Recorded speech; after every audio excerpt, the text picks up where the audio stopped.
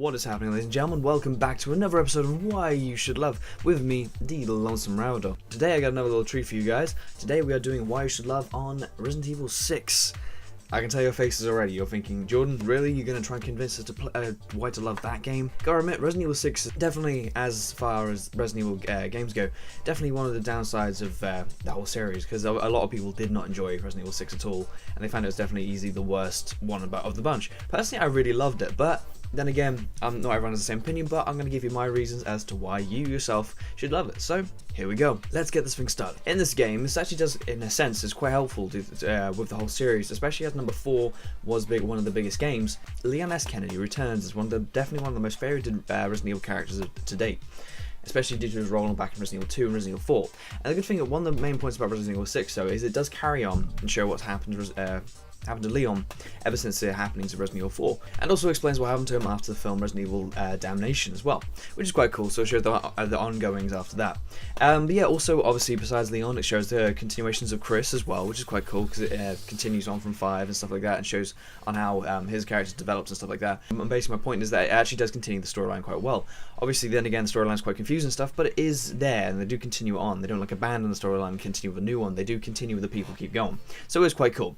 Anyhow, let's move on to my second point. In Resident Evil 6, they introduced a new character called Jake Mueller. The voice of Jake Mueller is actually voiced by Troy Baker. Troy Baker does the voice of Joel in The Last of Us, does the voice of Booker DeWitt in Bioshock Infinite, and he's definitely a growing voice actor, and supposedly, well, I mean, to be fair, I wouldn't say supposedly, I'd say definitely is going to be one of the next biggest voice actors to come to light. And obviously Resident Evil 6 being one of his earlier games to do, well, just before like Last of Us and Bioshock anyway, it's definitely a big landmark for him, because obviously it was a big Capcom game, even though obviously wasn't well reprised, but I mean, to be fair, he did avoid a very good voice actor in it, so, you know. Anyway, let's move on to my third point. Ladies and gentlemen, I am a dear Resident Evil fan, and personally, this game itself is worth buying consistently for a lot of Resident Evil diehard fans, although to be fair, I was a little bit disappointed with the game itself, although I really did enjoy it, and I found the game like fantastic to play and a lot of fun.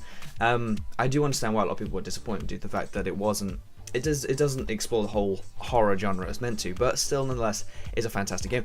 Anyway, but I mean this game is worth buying as a point to why you should love it. This is more a point just dedicated to any Resident Evil fans out there. It's worth buying just because it's a Resident Evil game. I mean, I bought Resident Evil Raccoon City and I actually pre-ordered that game, not knowing how bad it was going to be, and I was actually quite surprised because obviously it was disappointing, but I was still glad to buy it and still play it because of the fact that it was a Resident Evil game. I do find myself, it's a bit of a bad thing to say that you're that diehard of a fan that you're really willing to buy a series of a game which you don't really enjoy, but I mean, I think it's quite a cool thing because obviously you're supporting the game in which you really love, and obviously this does then give them the chance to then revoke the game, and not revoke the game. This gives them the chance to redo the game or create another game in which they could do it better, or never know, worse, but you never know. I do enjoy it though. I enjoy supporting the game, which I really do love. So as a point, this is a love point is into all you Resident Evil fans. If you do really enjoy Resident Evil, get the game. You'll enjoy it, and you're supporting the company nonetheless. Anyhow, let's move on to my fourth point. So when discussing the old Resident Evils with a lot of my friends, such as 1, 2, 3, 4, yes, I do believe 4 does it as well, 5, Code Veronica, I don't know, Dead Aim and all that do it as well. But anyway, actually I don't think Dead Aim does actually. But yeah, when discussing the Resident Evil games with my friends, the main point in which a lot of people say is the downside of a lot of Resident Evil games is the fact that you cannot move and shoot. Now, personally, I didn't mind it back in the day, as in I really didn't mind, because I mean, Resident Evil 1 is a fantastic game. Hopefully I've got some footage showing you right now, but fantastic game, and I really enjoyed the fact that the survival horror behind the fact that you can move and shoot.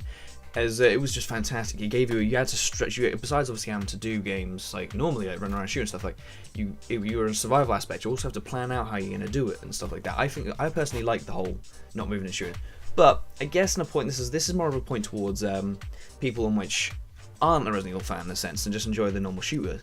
Resident Evil 6 is a good game due to the fact you can actually finally move and shoot, which is quite a cool thing, I suppose. I enjoyed playing the game like with that was quite cool, but it did really make the game a bit more army focused and stuff. Note to Resident Evil people, it's up to you guys if you want to keep that, but I don't know. I enjoyed it, but I didn't as well. Obviously, I think Resident Evil Retribution, was it Retribution? Yeah, for example, they did use the move and shoot thing in Resident Evil Revelations, which was a DS port through to the PS3.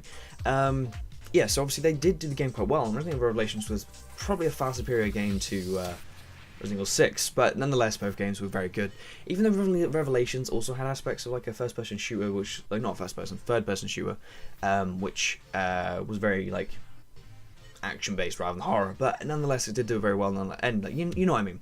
Anyway, yeah, and I guess that's about it for my 4th point, so let's move on to my 5th point. Well, when it comes down to my 5th point, ladies and gentlemen, I have to admit I kind of struggled for to sum up which one I decided would be best to sum up. But I have to admit, one of my most favourite things about this is Resident Evil 6 itself, is the whole co-op thing.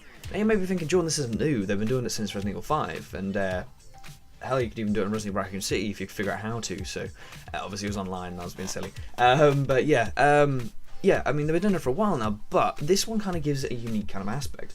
Obviously, you got the move and shoot, blah, blah, and you got the good co-op working together.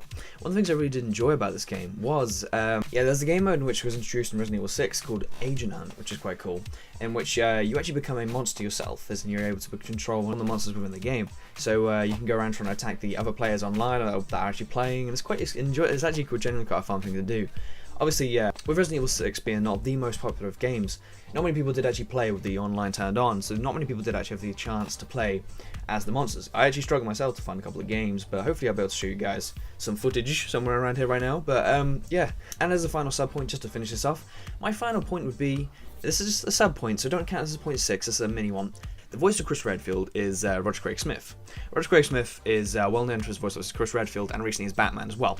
But interestingly enough, and which a friend introduced me to, he actually does the voice of Sonic, and he's due to do the voice of Sonic in a TV series soon. If not a reason to love Resident Evil 6. If you love Sonic, love Resident Evil 6. I don't know. Anyway, guys, I hope you guys have enjoyed this episode of Why You Should Love. And if you have enjoyed this episode of Why You Should Love, make sure you slap that like button. It really helps me out and all that stuff, and thank you very much. And if you're new to the channel, then subscribe as well for any more content which I will do in the future. Anyhow, ladies and gentlemen, I've been Lance from Ravdor, and you guys have been beautiful. Thank you very much for watching. See you later, guys. Goodbye.